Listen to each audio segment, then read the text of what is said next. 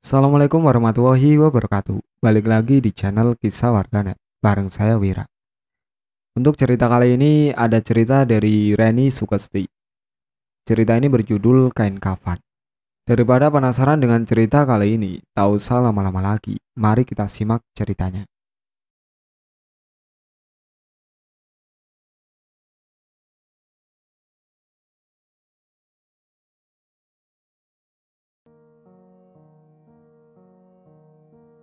Purnama kian melarut, dengan diiringi suara hewan malam yang kian terdengar. Riuh ramai dari jamaah tahlil sedikit demi sedikit pun menghilang. Mereka lekas melangkahkan kakinya setelah berpamitan dengan yang punya rumah. Pagi itu, rumah tetanggaku Pak Danto didatangi oleh beberapa polisi. Lalu setelah beberapa menit, Pak Danto dan polisi segera menuju entah kemana dengan menaiki mobil polisi itu. Aku juga warga yang tengah berada di situ, saling melempar tanya, apa gerangan yang terjadi dengan Pak Danto, hingga polisi membawanya pergi. Tidak ada warga yang pulang dari rumah Pak Danto.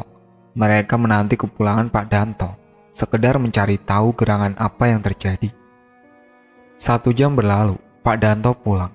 Namun kali ini ada mobil ambulan dan polisi yang menyertainya.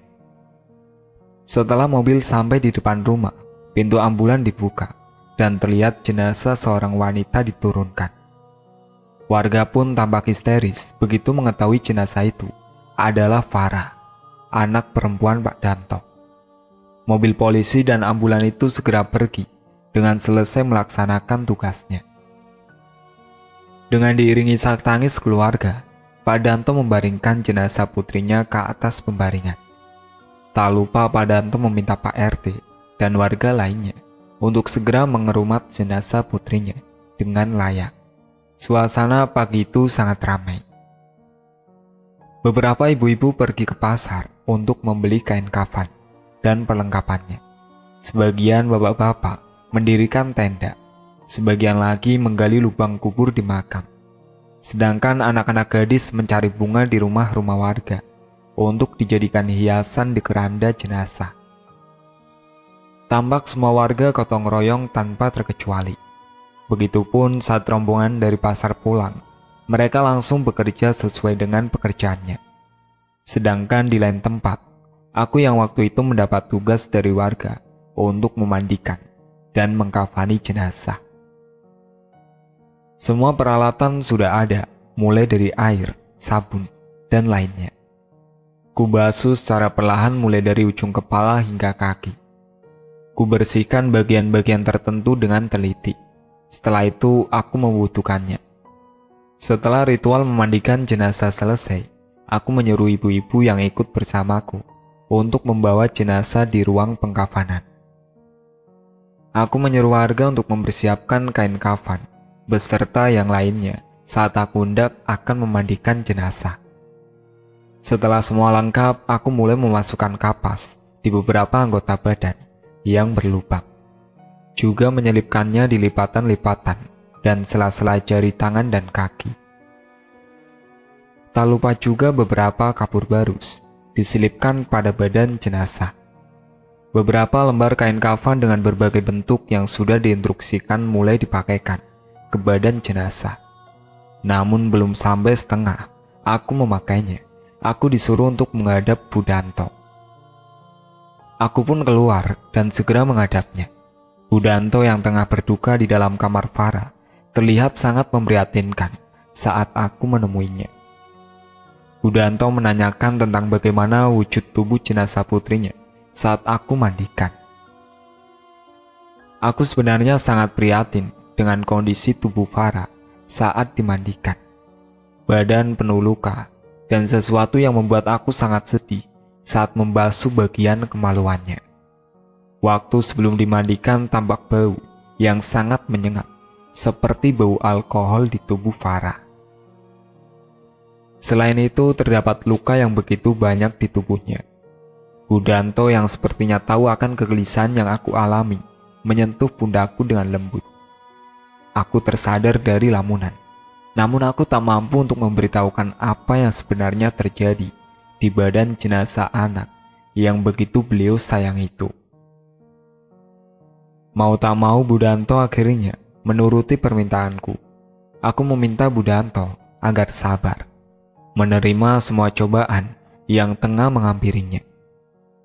Aku berjanji pada Budanto akan memberitahu semuanya setelah acara pemakaman Farah selesai. Aku pun keluar dari kamar Farah, sedangkan aku juga tahu jika dari tadi Pak Danto menungguiku di depan kamar ini. Sebelum aku masuk ke kamar untuk menemui Budanto, Pak Danto yang sebelumnya mengetahui aku disuruh Budanto untuk menemuinya, mencegatku. Beliau berkata padaku agar merahasiakan semuanya kepada Budanto, istrinya. Aku yang mendapat amanah langsung dari Pak Danto untuk mengurus pemandian langsung dari tanganku. Sengaja Pak Danto berikan agar tidak ada warga yang lain tahu mengenai penyebab kematian putrinya. Pak Danto percaya padaku sebab aku tokoh yang disegani dalam bermasyarakat di sini. Selain itu, aku yang mengajari ngaji anak-anak dan juga putrinya. Farah termasuk anak didik ngajiku yang cukup pandai, juga dekat denganku. Namun setelah Farah masuk SMA, dia tak lagi mengaji denganku. Entah karena malu bahwa dia sudah besar, atau karena hal apa aku tak tahu. Yang aku tahu, Farah sekarang suka buka auratnya setelah tak mengaji denganku. Pak Danto lalu berterima kasih kepada aku karena aku tak memberitahu apa sebenarnya yang terjadi pada Farah ke Budanto. Aku lalu meminta izin untuk kembali ke ruang pengkafanan dan Pak Danto mempersilahkannya. Saat aku berada di ruang pengkafanan, ternyata jenazah Farah sudah dikafani dan bersiap untuk disolatkan. Jenazah Farah akhirnya dibawa ke ruang tamu untuk disolatkan secara berjamaah.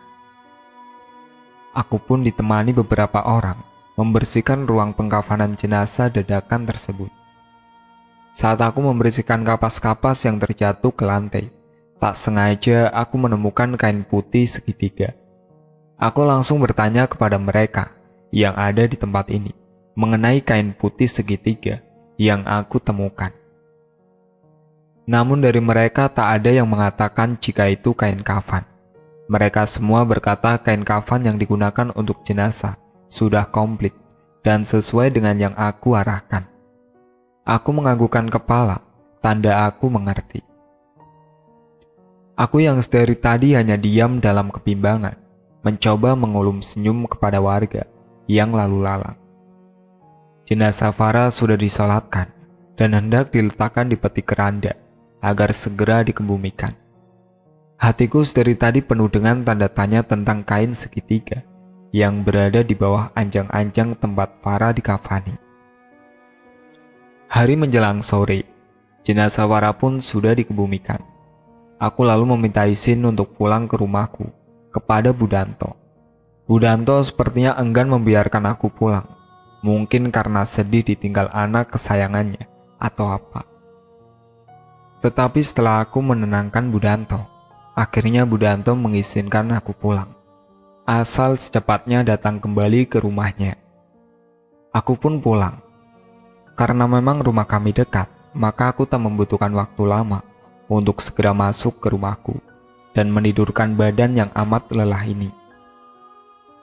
Saat ku memijit badanku yang lelah ini, kurasakan sesuatu benda yang mengganjal di saku gamisku. Ku ambil benda itu dari saku gamis, dan itu ternyata kain segitiga yang tadi kupungut di ruang pengkafanan. Kulihat-lihat kain itu seperti kain kafan. Tetapi saat kutanyakan kepada mereka yang mengkafani jenazah Farah, mereka berkata jika lapisan kain kafan itu sudah komplit, dan mereka juga mengkafani jenazah Farah sesuai dengan instruksi yang aku berikan sebelumnya. Hati dan otakku berkecamuk memikirkan hal ini. Terlebih lagi kulihat mimik wajah dari Pak Danto seperti tidak merasakan suatu kedukaan ditinggal pergi oleh putrinya. Yang ku tahu Farah meninggal secara tidak wajar, dan aku pun berpikir bahwa Pak Danto juga berpikiran yang sama.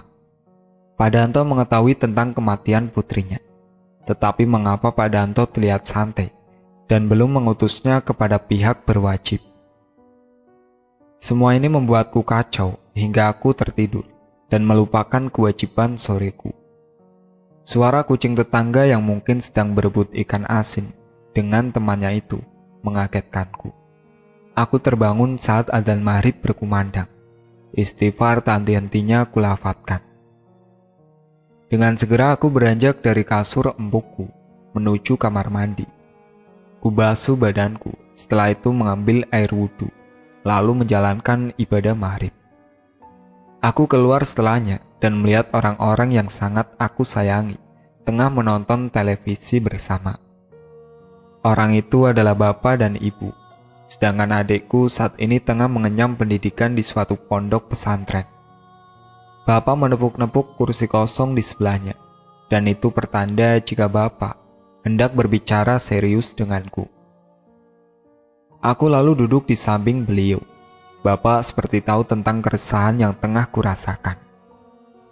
Bapak mengelus rambut depanku sembari menasihatiku. Dengan nada bicara yang bijaksana, beliau berpesan agar aku selalu zikir, mengingat kepada Yang Maha Esa bahwasannya setiap masalah yang kita hadapi itu adalah cobaan yang Allah berikan. Bapak juga berpesan agar aku menjadi orang yang amanah kepada siapapun itu. Aku lalu mencium tangan Bapak yang semakin keriput ini dan meminta izin untuk kembali ke rumah Bu Danto. Sebelum berangkat, ku ambil kain putih segitiga yang mirip dengan kain kafan itu, lalu meletakkannya di bawah bantal tidurku. Saat hendak ku pakai jilbabku, bayangan putih melesat dan terlihat oleh penetraanku.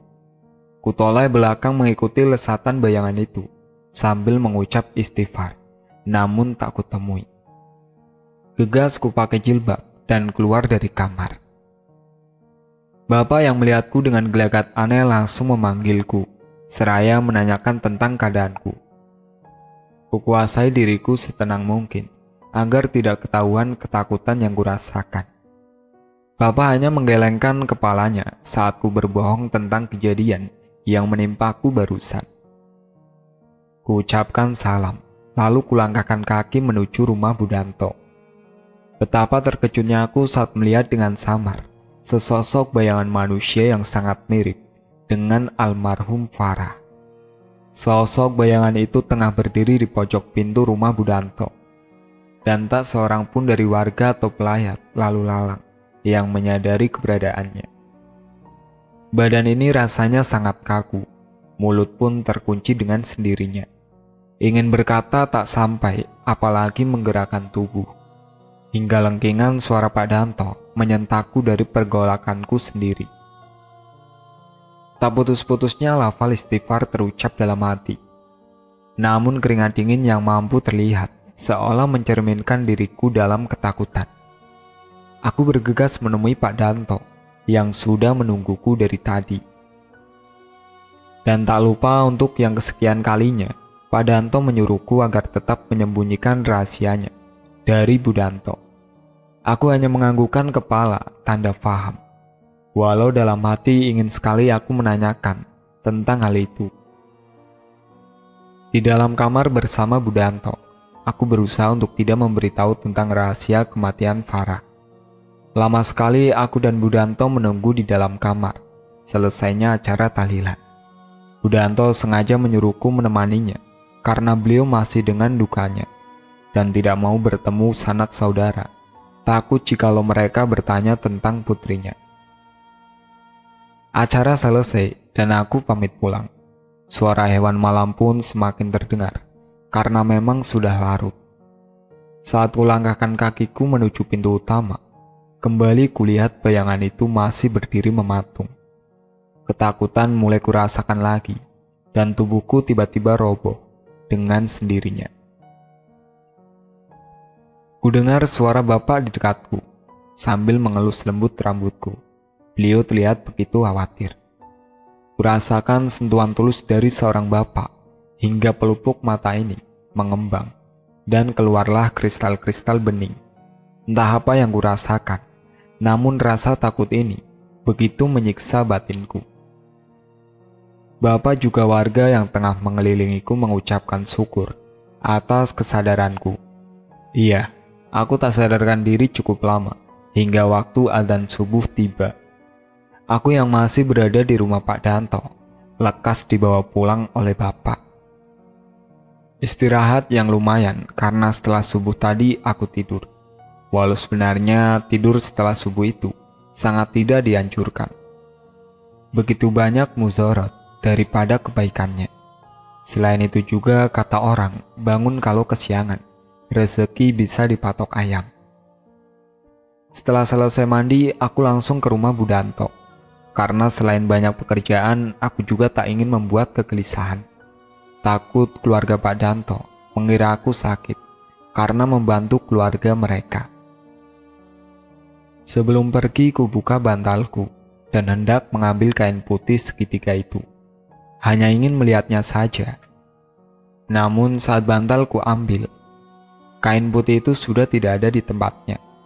Ku tutup bantalku dan mencoba mencarinya di tempat lain, tetapi hasilnya nihil.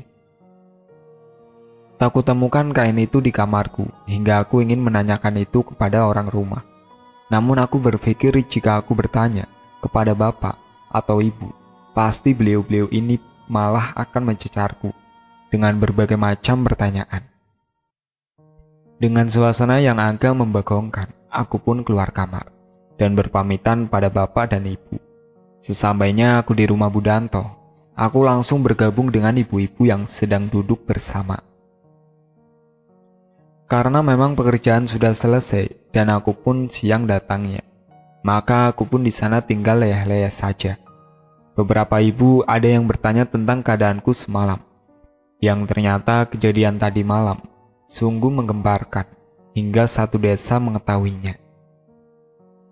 Dengan perasaan malu yang membuncah, aku hanya tersenyum saja dan membuat ibu-ibu yang suka bergibah menjadi penasaran dan semangat menanti ceritaku. Saat aku mencoba untuk tidak menceritakan mengapa aku bisa mengalami kejadian itu, Pak Danto datang menemuiku. Beliau ingin berbicara empat mata denganku. Aku pun mengikutinya ke ruangan lain. Pak Danto berbicara mengenai kematian Farah. Beliau tidak melaporkan pihak berwajib karena ingin mencari kebenaran mengenai putrinya. Selain itu, beliau juga akan balas dendam tentang kematian putrinya dengan tangannya sendiri. Aku yang mendengar penuturan Pak Danto seketika merasakan sakit yang amat sangat di relung hati. Entah aku merasa bahwa kasih sayang seorang bapak kepada bapaknya tak ternilai, atau kata balas dendam, yang artinya Pak Danto pasti akan melakukan sesuatu tindakan yang mungkin di luar batas nalar. Kurasakan sentuhan tangan Pak Danto di kepalaku, mengagetkanku yang tak terasa butiran kristal jatuh di pipi. Pak Danto meminta agar aku tidak memberitahu apapun kepada Bu Danto. Aku pun mengangguk paham, meski aku tak suka jika harus berlama-lama untuk berbohong. Adzan duhur berkumandang. Tak terasa cukup lama juga aku duduk bersama Pak Danto. Aku lalu meminta izin pulang untuk melaksanakan sholat. Namun Pak Danto mencegahku dan menyarankan agar aku sholat di sini saja. Aku pun menurutinya dan meminta izin untuk wudhu. Setelah selesai, aku menuju ke ruang sholat, yang ternyata sudah ada Bu Danto di kamar itu. Kulihat Bu Danto sudah selesai sholatnya. Aku lalu mengambil mukena yang baru saja dipakai oleh beliau. Namun Bu Danto mencegahnya dan memberikan mukena yang beliau ambil dari almari. Beliau berkata jika mukena itu milik Farah, dan Bu Danto menyuruhku agar membawanya pulang. Aku pun mengangguk dan Bu Danto keluar kamar. Saat aku membuka mukena itu, kulihat kain putih segitiga ada di dalamnya. Kulihat dengan seksama kain putih segitiga yang tengah aku pegang ini. Dan ternyata memang benar, kain ini adalah kain yang tengah aku cari. Dan aku heran, mengapa kain ini bisa berada di lipatan mukena almarhum Farah. Semua ini benar-benar membuatku pusing dan tak tahu harus mengadu dengan siapa. Jika aku mengadukannya ke bapak, pasti Bapak tak mungkin bisa kuandalkan. Beliau akhir-akhir ini keadaannya sedang tidak baik. Juga bila hal ini kuadukan dengan Pak Danto, maka tak mungkin lagi. Lelaki yang sudah menginjak kepala 5 itu sedikit membuatku ragu tentangnya. Kuputuskan untuk menyimpan kembali kain putih segitiga itu dan kembali berkumpul dengan ibu-ibu yang lain setelah selesai sholat. Karena memang sudah siang dan waktunya makan, aku lalu menyendokkan nasi dari termos nasi. Kuciduk sedikit dan mengambil sop bakso yang berada di sebelahnya. Saat kuedarkan pandangan di sekeliling kamar almarhum Farah, yang kebetulan memang dekat dengan dapur tempat kami makan, tiba-tiba pendengaranku menangkap suara aneh dari dalam kamar. Namun secepatnya tak kuhiraukan suara itu dan menyantap makan siangku kembali. Baru sesuap nasi kumasukkan dalam mulutku, kembali suara itu terdengar dan semakin menyayat. Secepatnya aku menghabiskan makananku dan lekas kembali untuk pulang. Di rumah aku terlihat sangat pucat, hingga bapak dan ibu khawatir akan keadaanku. Aku menenangkan kedua orang tuaku dengan berdalih bahwa aku kecapean dan ingin pulang untuk segera tidur. Aku lalu pamit dan masuk ke kamarku. Di dalam kamar aku tengah dalam kebingungan, dan secara mendadak aku teringat dengan Ustadz Ridwan. Iya, Ustadz Ridwan. Aku mencoba membuka HP-ku dan mencari nomornya. Yaps, ketemu. Dan aku menelponnya. Assalamualaikum. Halo Dek Sakia di seberang. Suara telepon Ustadz Ridwan. Waalaikumsalam kak. Kakak apa kabar? Jawabku. Alhamdulillah dek, kakak baik. Tumben nih, adik telepon. Pasti adik lagi gaslon ya? Ledek Ustadz Ridwan. Ih, kakak mah nyebelin. Adik tutup lo teleponnya. Kilaku. Ya Allah, kamu tuh dek. Dari zaman di pondok sampai kamu sekarang jadi ustadzah. Masih aja manjanya. Ucap Ustadz Ridwan. Kakak, adik ngambek lo. Jawabku. Ya Allah, astagfirullahaladzim. Tak sengaja aku melafadzkan asma Allah. Kenapa dek, kok istighfar? Tanya dari telepon seberang. Kakak, adek mau diskusi sesuatu sama kakak. Ada waktu nggak? Iya dek, kakak ada waktu. Adek bicara aja. Aku lalu membicarakan tentang kematian tetanggaku, almarhum Farah, yang menurutku sangat membingungkan. Juga kain putih yang begitu aneh ini. Cukup lama aku berbincang dengan Ustadz Ridwan, atau lebih tepatnya Kak Ridwan. Iya, aku dulu sempat mengenyam pendidikan salaf di salah satu pondok pesantren. Aku, Zakia Arafah, mondok di pondok selama 6 tahun. Dan di pondok itulah aku bertemu dengan Kak Ridwan Afandi. Kak Ridwan yang mendapat izin dari pondok putra untuk membantu urusan di pondok putri. Dan kebetulan aku di pondok menjabat sebagai seksi keamanan. Kak Ridwan yang selalu terpantau di setiap kegiatan pondok. Sedangkan akulah yang memantaunya menjadikan keakraban di antara kami. Kerap sekali aku dibantu olehnya dalam berbagai hal, seperti dalam membahas ilmu nahwu maupun fikih. Begitupun sebaliknya, aku juga mau membantu Kak Ridwan bila sedang dalam masalah. Hingga pernah suatu ketika kami dihukum oleh pondok karena kesalahpahaman. Aku yang waktu itu baru saja menjemur pakaian di lantai 2, dipanggil oleh Kak Ridwan yang tengah membetulkan genteng bocor di lantai 3, dekat dengan area jemuran. Aku seketika menjawab panggilannya dan naik ke lantai 3. Tak kusangka, ternyata di atas Kak Ridwan sedang membuka durian. Pondok yang waktu itu aku tempati memang masih banyak ditumbuhi pohon-pohon yang berbuah seperti mangga, rambutan, dan durian di sekeliling pondok. Aku dan Kak Ridwan memakan durian itu, dan itu hukumnya halal. Pohon durian ini memang bukan milik pondok, tetapi ada suatu hukum yang menyatakan jikalau terdapat pohon yang mana pohon itu dahannya melengkung dan masuk ke area tetangga, maka gugurlah kewajiban pemilik pohon sebagai haknya. Sampai tak sadar ternyata aku dan Kak Ridwan cukup lama makan durian sambil ngobrol ngalor ngidul.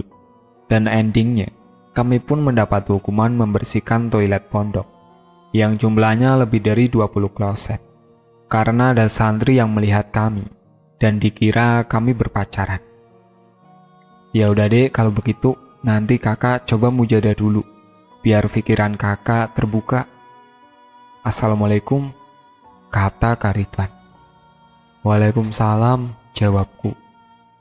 Aku pun menutup sambungan di telepon. Tak terasa aku lama sekali berbincang dengan Kak Ridwan hingga dan asar selesai. Kumasukkan mukena Farah di almariku karena mukenaku masih bersih.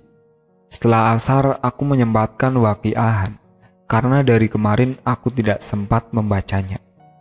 Penetraanku menangkap bunyi seseorang yang seperti menirukan bacaan surat waqiah. Namun aku tak menggubrisnya dan segera menyelesaikan ngajiku. Kumandang adzan Isya terdengar. Segera aku melaksanakan sholat dan langsung ke rumah Pak Danto. Kembali lagi seperti hari kemarin. Aku seperti melihat arwah Farah di depan pintu. Namun dengan kekuatan wirid yang aku miliki, rasa takutku hilang dan berubah menjadi dorongan agar aku menemui arwah itu. Sengaja aku duduk di teras tanpa masuk dahulu untuk menemui Budanto. Aku ingin tahu apa sebenarnya yang ingin dilakukan oleh arwah itu. Dan benar saja apa yang dikatakan Kak Ridwan. Arwah itu lalu mendekat dan sekarang berada di dekatku. Walau sebenarnya aku merasa sangat takut, namun Kak Ridwan menyuruhku agar tetap melafadzkan wirid dalam hati dan semakin mengusukannya. Arwah itu sesekali menengokku dan aku berlagak tak memperdulikannya. Sampai acara tahlil 2 hari kematian Farah selesai, arwah itu masih saja dengan kegiatan mengawasiku. Aku yang merasa begitu tertekan langsung saja berpamitan dengan sang punya rumah. Saat aku akan masuk ke rumahku, kulihat ternyata arwah itu kembali ke posisinya. Arwah itu kembali lagi ke depan pintu rumah Pak Danto. Namun arwah itu terlihat sangat memilukan. Aku semakin bingung dibuat olehnya. Mengapa arwah itu tidak masuk ke rumah, melainkan hanya di depan pintu?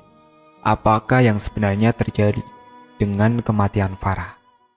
Kurasakan belahan hangat dari tangan seseorang di pundakku. Kutolehkan badan, dan ternyata itu bapak yang berada di sampingku. Astagfirullah, bapak, kok ngagetin Sakia? Kataku setengah berteriak. Bapak nggak ngagetin kamu, Sak. Sudah, ayo pulang. Ajak bapak padaku. Sesampainya di rumah, bapak menyuruhku duduk sambil ngeteh bersama. Kamu pasti tahu dan juga bisa menyelesaikannya. Bapak percaya sama kamu, Dok. Bapak menasihatiku. Bapak, ucapku terhenti. Iya, bapak sudah tahu semuanya, kata bapak lagi. Maaf pak, Sakia belum cerita sama bapak. Sakia tidak mau merepotkan bapak. Tapi Sakia janji tidak ada lagi kebohongan yang Sakia umpetin. Janji, kataku sembari mencium punggung tangan lelaki yang sudah merawatku dari kecil.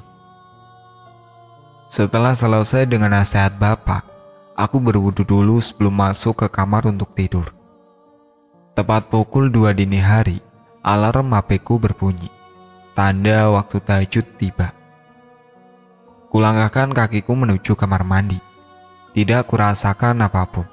Hanya tenggukku dingin saja, disertai angin yang tiba-tiba muncul. Kulaksanakan sunat 2 rakaat tahajud, 2 rakaat witir, dan setelah itu 2 rakaat hajat. Semua terasa biasa saja, hingga saat salamku yang terakhir di sunat hajat. Ekor penetraanku menangkap bayangan orang yang mengikuti sholatku seperti makmum. Dia mengikuti salamku, dan itu berhasil membuatku takut dibuatnya. Dengan kekuatan yang aku miliki, kubalikan badanku. Benar saja, di belakangku sosok itu sedang mengenakan mukena yang almarhum Farah miliki. Namun yang membuatku heran, mukena Farah tergeletak di atas lemari. Sedangkan sosok yang di belakangku terlihat hanya badan yang tembus bila aku sentuh. Aku kesal dengan semua ini, tapi sosok di depanku ini terlihat begitu kasihan. Dengan wajah yang begitu ngeri, seperti saat pertama ditemukan setelah meninggal. "Apa mau kamu? Pergi, jangan ganggu aku." Herdiku pada sosok yang menyerupai almarhum Farah. Sosok itu bukannya pergi, tetapi dia malah mendekatiku dengan senyum seringainya. "Pergi kamu, jangan ganggu aku." Tak tahan, aku pun berteriak padanya. Sosok itu semakin mendekatiku hingga aku menjerit dengan volume yang makin keras. Tak sampai di situ, sosok itu lalu mengambil kain putih segitiga yang aku sematkan di lipatan mukena Farah. Sosok itu lalu memberikannya padaku dan kemudian hilang begitu saja, entah pergi kemana. Terdengar HP-ku berbunyi. Segera aku ambil HP-ku yang berada di atas nakas dekat tempat tidur. "Assalamualaikum kak, gimana? Udah ditirakatin belum?" Salamku begitu setelah kulihat dari layar HP Kak Ridwan yang menelponku.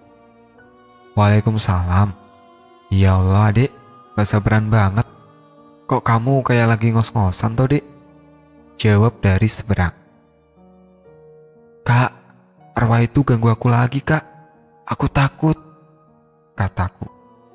Kak Ridwan lalu mengatakan jika sosok yang dari kemarin menerorku itu memang benar arwah almarhum Farah. Dan sepertinya almarhum ingin aku mengetahui tentang kejadian yang sebenarnya menimpa dia. Sampai-sampai dia terus mengikutiku. Aku juga bertanya kepada Kak Ridwan, mengapa almarhum Farah tidak masuk ke dalam rumah. Arwah itu dari kemarin hanya berdiri di depan pintu dan tidak berani untuk masuk ke dalam rumah, padahal itu rumahnya sendiri. Kak Ridwan tampak diam saat aku menanyakan hal yang itu. Berbeda saat aku menanyakan tentang teror arwah Farah. Juga kain putih segitiga, yang memang itu adalah kain kafan Farah.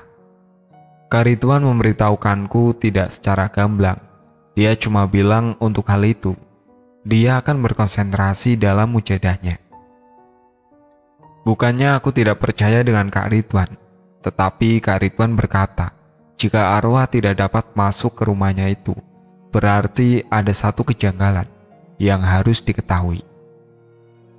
Misalnya seperti si pemilik rumah takut arwah keluarganya itu menghampiri mereka, maka si pemilik menaruh benda apa di dalam rumah agar si arwah itu tidak dapat masuk dan hanya berdiri di depan pintu saja.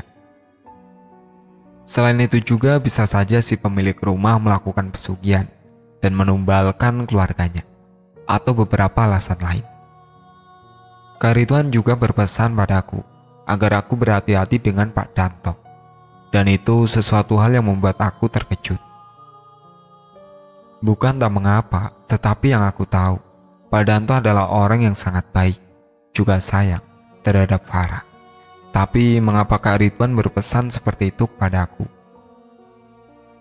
Dek, kok diam aja? Kak Ridwan membuyarkan lamunanku tentang Pak Danto. Kakak, Pak Danto itu baik. Adek rasa gak mungkin kalau Pak Danto berbuat seperti itu, kataku. Adik mau percaya atau tidak, itu hak adik. Sekarang adik salat subuh. Udah azan kan di situ? Kata Kak Ridwan. Udah azan ya? Lama juga ternyata kita teleponan. Ya udah, adik salat dulu, mumpung masih punya wudhu, jawabku. Iya adik sayang, mau kakak imamin gak? Siapa tahu besok bisa jadi imam beneran. Terdengar gombalan dari seberang. Mau gak ya? Kakak, udah ah. Terpancing juga aku dengan rayuannya. Ya Allah, adik. Ya udah kalau kamu mau sholat, kakak mau wudhu dulu. Assalamualaikum cantiknya kakak. Salam dari Kak Ridwan. Waalaikumsalam, jawabku. Aku pun melaksanakan subuh. Rasa bimbang masih saja mengatuiku. Kain segitiga yang ada padaku ternyata itu memang kain kafan almarhum Farah yang tertinggal. Kain segitiga yang digunakan sebagai kerudung itu terjatuh mungkin sebelum atau saat kain kafan ditata. Dan itu berarti makam almarhum Farah harus dibongkar. Hari ini hari ke-7 Farah meninggalkan keluarganya. Dan sampai hari ini pula aku belum menemukan titik terang tentang kematiannya. Rasanya aku sudah sangat lelah dengan semua ini. Farah yang menerorku setiap saat ditambah dengan kelakuan aneh Pak Danto yang semakin terlihat jelas. Aku pamit kepada bapak untuk kembali ke rumah Bu Danto. Seperti biasa, aku disuruh untuk memasak acara keperluan tahlilan 7 harinya almarhum Farah. Saat aku hendak keluar rumah, HP-ku berbunyi, dan itu panggilan dari Kak Ridwan. Assalamualaikum Kak, ada apa ya? Salamku setelah ku jawab panggilan darinya. Waalaikumsalam, Dek, kamu nanti di rumah Pak Danto hati-hati ya, jawab dari seberang. Loh Kak, memangnya ada apa? Kasih tahu aku cepat, suruhku. Kakak gak bisa kasih tahu kamu sekarang. Pokoknya kamu waspada. Dan jangan lupa sikir kamu jangan berhenti ya, kilahnya. Ya wis lah aku manut. Assalamualaikum, kataku. Sip adik pintar. Waalaikumsalam, jawab dari Kak Ridwan. Aku pun pergi ke rumah Bu Danto. Ternyata di sana sudah berkumpul ibu-ibu dan juga kerabatnya Bu Danto. Kulihat di seberang ada Mas Reza, kakak almarhum Farah, yang sepertinya memberikan kode agar aku menemuinya. Setelah aku bersalaman dengan ibu-ibu, segera kulangkahkan kakiku menuju tempat di mana Mas Reza mengajakku. Di tempat itu aku diberitahu sesuatu oleh Mas Reza yang begitu membuatku terkejut. Ternyata Mas Reza juga mengalami kejadian diteror oleh sosok yang menyerupai almarhum Farah. Hanya saja Mas Reza tidak secara langsung, yakni melalui perantara mimpi. Aku juga diberitahu oleh Mas Reza tentang bapaknya, yakni Pak Danto. Mas Reza sepertinya curiga dengan tingkah bapaknya yang seolah tidak bersedih atas kehilangan putrinya. Aku pun sepaham dengan Mas Reza, hanya saja aku takut untuk menyampaikan kepadanya. Setelah cukup lama aku berbincang dengan Mas Reza, aku kembali berkumpul dengan ibu-ibu lainnya. Aku pun membantu ibu-ibu yang sedang memasak, sambil ngobrol ngalor ngidul. Saat aku sedang bercanda dengan ibu yang lain, seorang ibu-ibu menyuruhku untuk pergi ke warung tetangga, karena ada bumbu yang habis. Aku pun mengangguk, dan segera pergi. Saat aku hendak pulang dari warung, kulihat mas-mas yang sepertinya pengantar paket mendekat padaku. Dia bertanya tentang kediaman almarhum Farah. Sontak aku menjawab bahwa aku adalah keluarganya.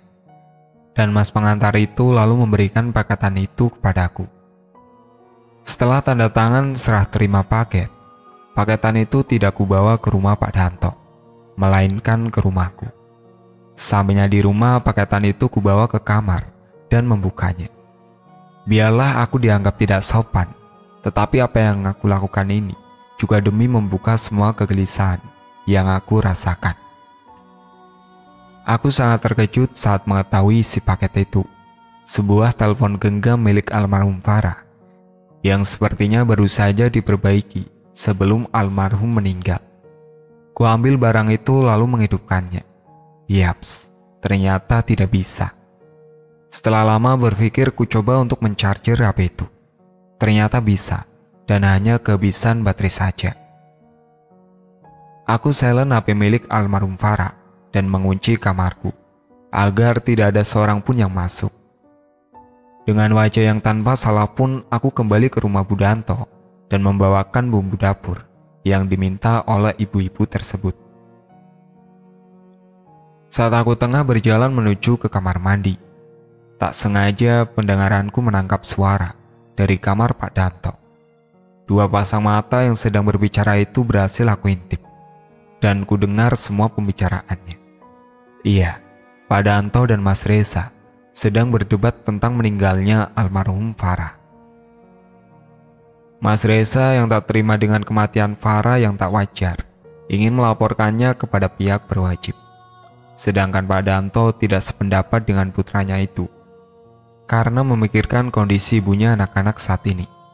Aku langsung pergi ketika mendengar suara langkah kaki menuju pintu. Segera aku masuk ke kamar mandi yang tanpa sengaja melihat sebuah telepon genggam milik Pak Danto. Kurai benda pipi itu dan mengotak-atiknya.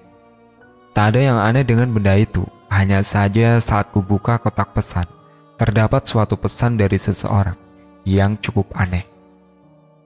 Kuletakkan benda itu lalu pergi dari kamar mandi dan bergabung dengan ibu-ibu. Bu Danto terlihat berbeda dengan hari-hari sebelumnya. Terlihat tidak sedih lagi dan bahkan tampak girang. Malam pun datang. Orang-orang yang mengikuti acara tahlilan 7 hari kematian almarhum Farah juga sudah berkumpul. Dan seperti biasa, sosok yang menyerupai Farah itu kembali di depan pintu rumahnya tanpa bisa masuk ke dalamnya. Penetraanku menangkap sesuatu yang aneh pada Pak Danto, juga Bu Danto. Kedua pasang suami istri itu tersenyum melihat ke arah pintu, di mana sosok itu sepertinya tengah mengiba agar bisa masuk ke rumahnya. Pemandangan yang begitu memprihatinkan dan menimbulkan beribu pertanyaan. Aku tak tega dengan semua yang aku lihat dan segera pamit untuk pulang. Kumpaskan badanku di kasur setelah sampai di rumah dan meraih benda milik almarhum Farah. Sudah terisi baterainya dan aku lekas membuka HP itu. Kubaca pesan-pesan yang masuk maupun keluar, serta panggilan terakhir sebelum Farah meninggal.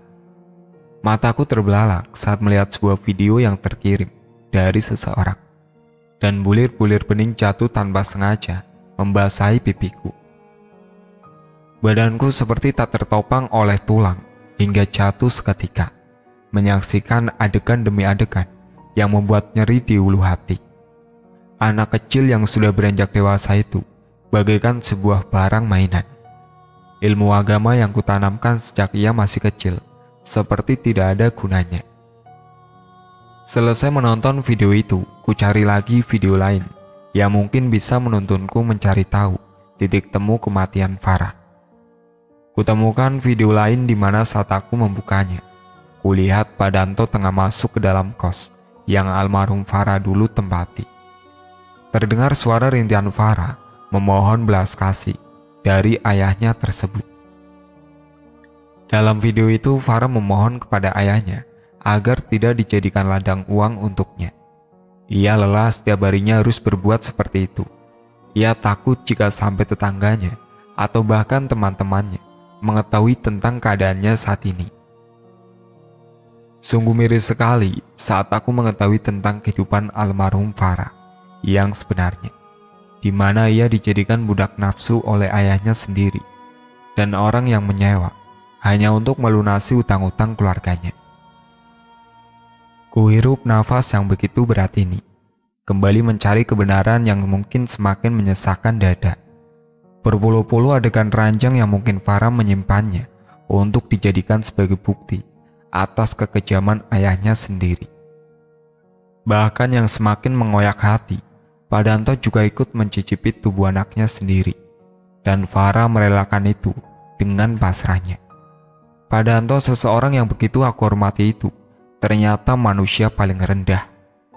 Dengan tega ia melakukan semua itu pada almarhum Farah. Dan tunggu.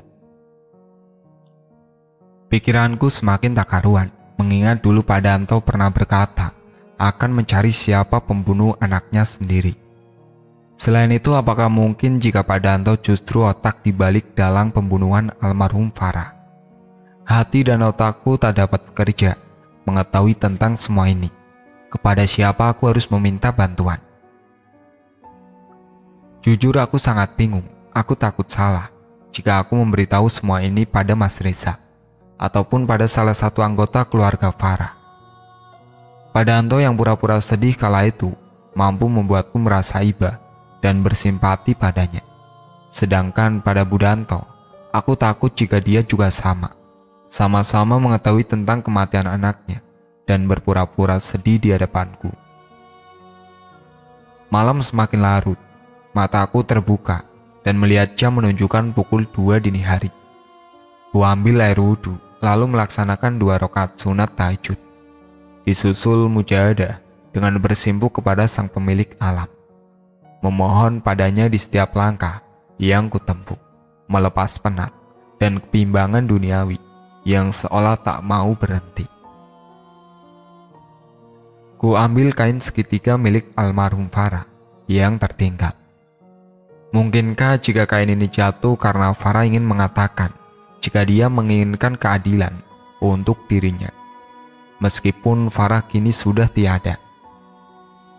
Angin dingin kembali menyapaku, wangi melati pun tercium semerbak di sekelilingku. Dalam hati aku bergumam, Farah pasti sedang di sini, dan benar saja, ia menampakkan wujudnya di depanku. Tanpa menunggunya aku berucap akan menyelesaikan kasus ini dan mencari keadilan untukmu. Kuarahkan kain putih segitiga padanya. Akan aku kembalikan kain ini padanya setelah keadilan untukmu kudapat. Sosok itu tersenyum lalu pergi tanpa mengatakan apapun. Ada kelegaan sendiri, namun aku bingung kepada siapa aku meminta bantuan untuk menuntaskan kasus ini. Suara HP ku berbunyi saat aku merenungkan tentang semua ini. Ku ambil benda pipi itu dari atas nakas.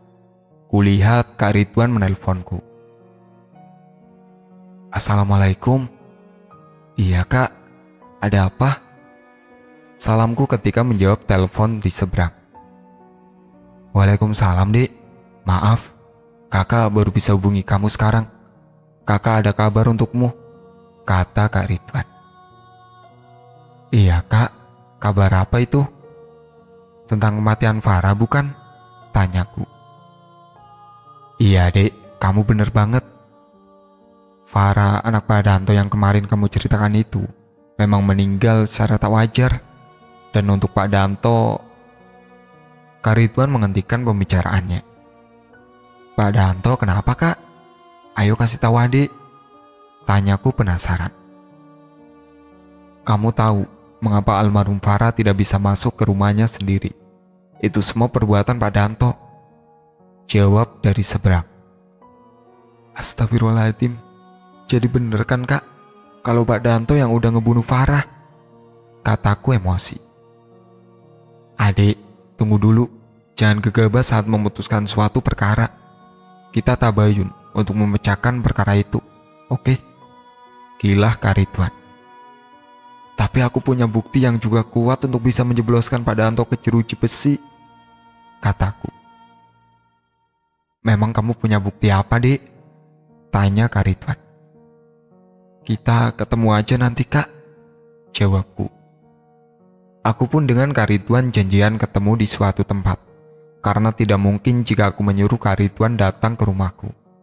Pikirku jika Kak Ridwan datang ke sini, bisa-bisa rencanaku gagal. Adzan subuh berkumandang, kuakhiri obrolanku dengan kakak dengan mengucap salam. Jam menunjukkan pukul 9 pagi, karena rumah Bu Danto sudah selesai bersih-bersihnya. Aku pun pulang dan siap-siap menemui Kak Ridwan.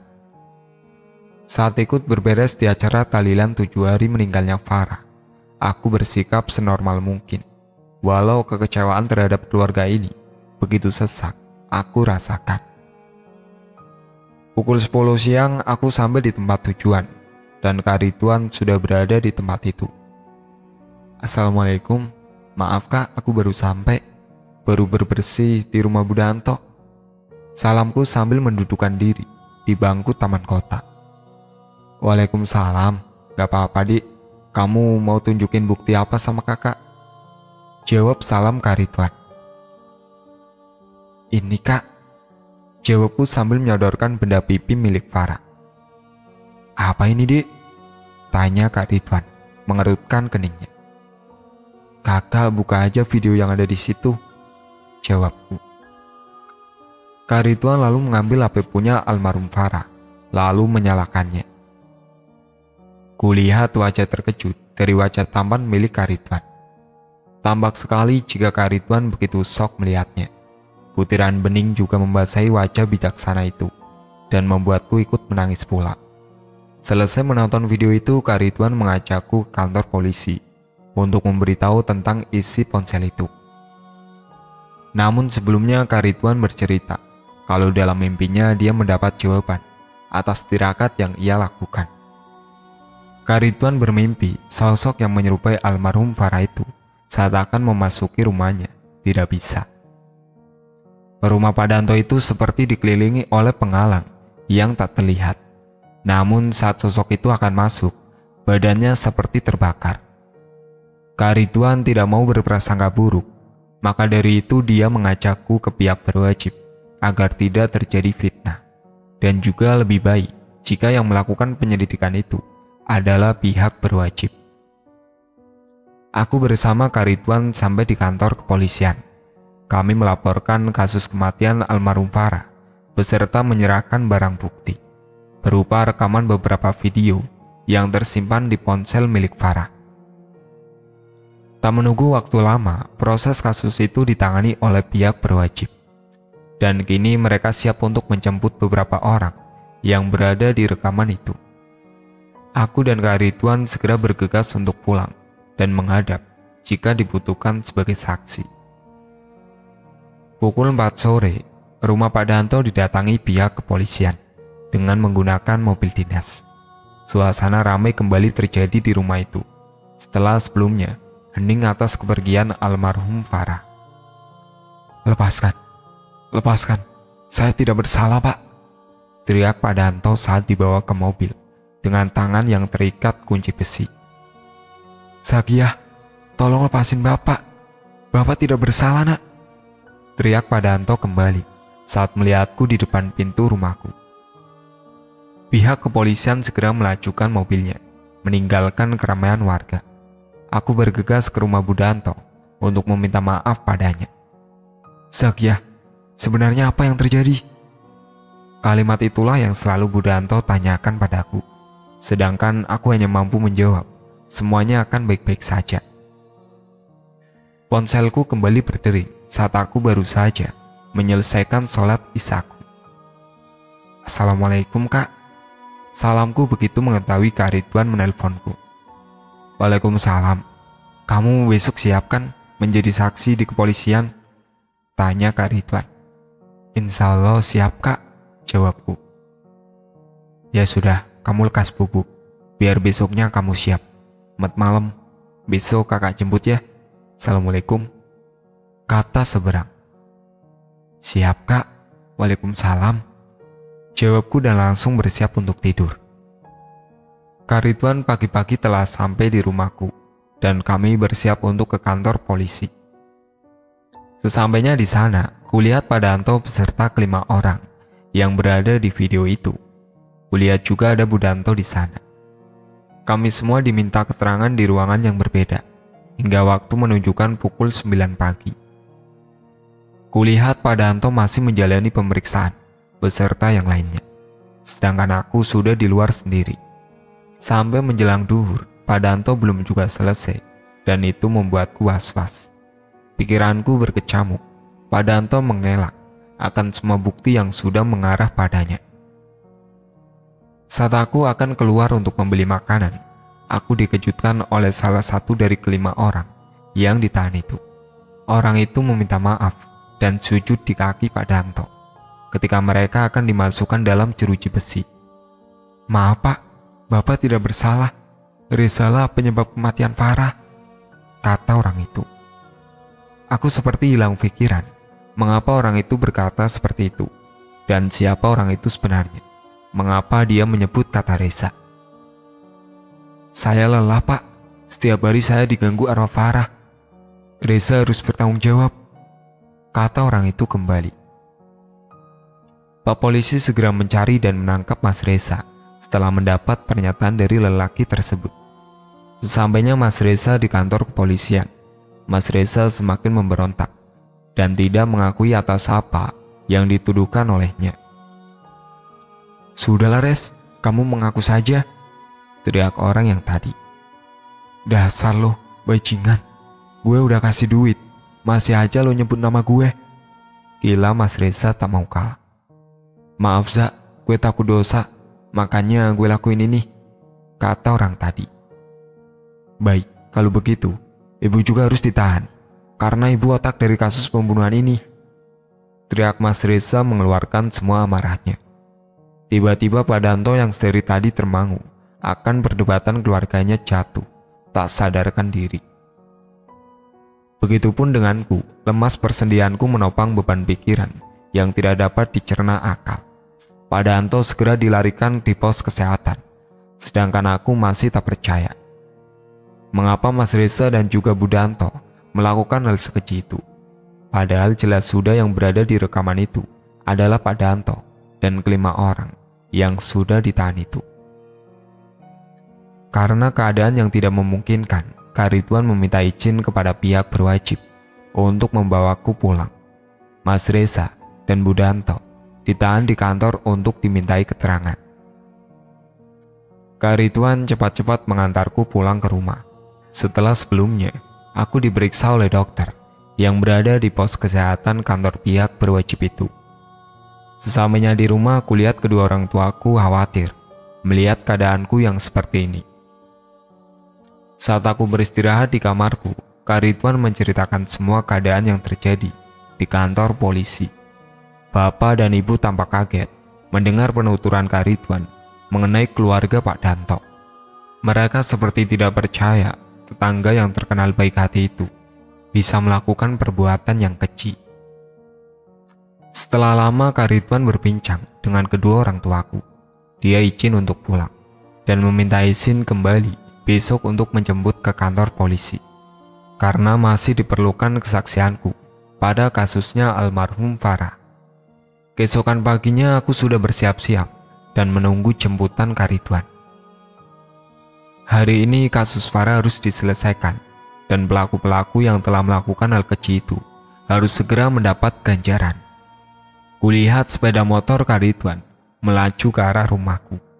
Segera aku bangun dari kursi dan bersiap diboncengkan olehnya. Sesampainya di kantor polisi, aku melihat keluarga Danto sudah duduk di kursi pemeriksaan.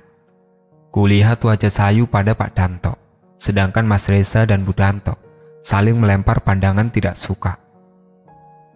Pemeriksaan dimulai dan untuk kesekian kalinya, Pak Danto mengelak bahwa dirinya bukanlah seseorang yang berada di video itu. Lelaki yang waktu itu mengaku didatangi arwah Farah mengatakan pengakuan yang mengejutkan. "Pak Danto tidak bersalah, Pak. Reza lah selama ini yang merencanakan semua itu. Reza membunuh Farah dengan menggunakan Pak Danto sebagai tersangkanya," kata orang itu. "Diam lo bajingan," gila Mas Reza tak terima.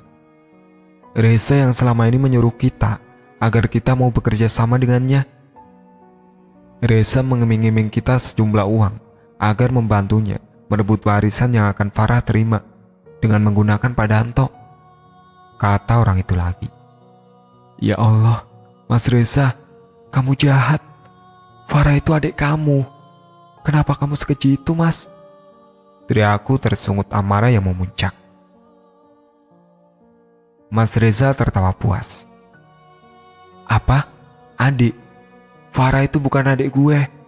Dia cuma adik sambung dari ayah sambung gue.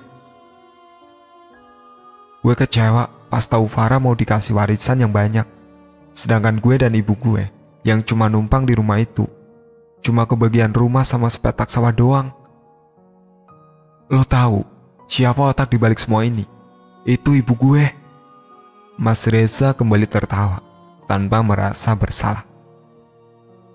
"Ampun Pak, aku mengaku bersalah Pak." Sambil menangis, Bu Danto bersujud di kaki Pak Danto. "Tapi di video itu, Pak Danto melakukan tindakan susila terhadap Farah. Mana mungkin Pak Danto tidak bersalah dalam hal ini?" Tentangku mendengar pengakuan semua orang. "Bapak begitu karena gue yang udah buat seperti itu. Iya, gue pergi ke dukun dan meminta tolong sama dukun itu buat memberdaya bokap gue. Dan alhasil, saat gue memerintahkan dia buat apa aja, maka dia bakal ngelakuin itu. Termasuk Mas Reza mengungkapkan pengakuan yang begitu keji. Ya Allah, Pak Danto menangis tak karuan. Beliau tak percaya jika dia telah melakukan perbuatan yang menjijikan kepada putrinya sendiri. Walau saat itu dia telah dihipnotis dan menjadi budak anak sambungnya itu. Selain itu, aku juga tidak habis pikir, Mas Reza lah yang merekam video pelecehan yang dialami oleh adiknya. Bahkan yang terkejut sebelum almarhum Farah dibunuh dengan dipaksa untuk meminum racun, kakak sambungnya itu ikut menjamat tubuh adiknya. Mas Reza juga memberi pengakuan saat aku tanya tentang mengapa arwah Farah tidak dapat masuk ke rumahnya. Ia mengatakan jika saat itu bapaknya masih bisa dipengaruhi dan menyuruhnya untuk memendam bungkusan hitam yang terkubur di samping rumah. Mas Reza sangat kejam. Ternyata dia juga yang merencanakan paketan ponselnya Farah sampai di tanganku. Dia berpikir untuk melibatkanku sebagai pelapor agar bapaknya itu tertangkap dan dijatuhi hukuman. Namun kebaikan masih berpihak kepada Pak Danto, sehingga pelaku yang sebenarnya bersalah bisa diadili. Seminggu berlalu, hari ini makam almarhum Farah dibongkar, dan aku bersiap untuk mengembalikan kain putih segitiga yang waktu itu tertinggal saat pengkafanan. Kain putih segitiga itu adalah kain kafan yang digunakan sebagai kerudung. Kulihat wajah ayu miliknya saat memakaikan kerudung itu. Selayaknya manusia, harta dan tahta tetaplah suatu hal yang mampu membutakan hati dan pikiran. Tidak mungkin jika manusia bisa bebas dari kedua hal tersebut. Tapi jika hati dan pikiran kita sudah terisi dengan kaidah-kaidah yang baik, juga kuatnya benteng agama yang telah diajarkan, maka kedua hal tersebut mampu kita tahan hawa nafsunya. Jununun, fununun, orang gila dengan berbagai bentuknya. Ada yang gila jabatan, ada yang gila harta, dengan menghalalkan berbagai macam cara. Semoga kita semua mampu melawan hawa nafsu itu dengan pondasi agama kita. Sekian dari saya. Jika ada kata atau pengucapan yang salah, sekiranya mohon dimaafkan. Saya tidak menyinggung siapapun. Jika ada pembelajaran yang bisa diambil, moga bisa menjadikan manfaat. Akhirnya Mas Reza dan Bu Danto mendapatkan hukuman yang setimpal juga dengan anak buahnya tersebut. Sedangkan Pak Danto juga mendapatkan hukuman, walau saat melakukan kesalahan tersebut, Pak Danto dalam keadaan tidak sadar. Tetapi ada bukti yang kuat mengarahnya. Aku pun tersenyum lega melihat semua ini telah selesai dan berterima kasih pada seseorang yang telah menemaniku menuntaskan kasus ini. Itulah akhir cerita kain kafan. Sekian dari saya. Wassalamualaikum warahmatullahi wabarakatuh.